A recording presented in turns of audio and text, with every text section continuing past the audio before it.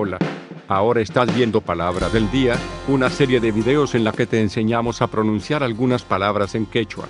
Así que nuestra palabra del día por hoy es ella, ella, ella, la palabra quechua. ella, En español significa pus.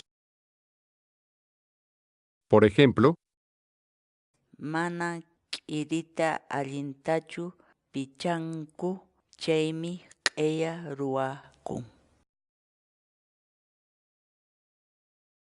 Este video ha sido revisado y aprobado para su publicación por la Academia Mayor de la Lengua Quechua, Cusco. Teléfono: 084-315296. Dirección: calle Chaparro 231, Cusco, Perú.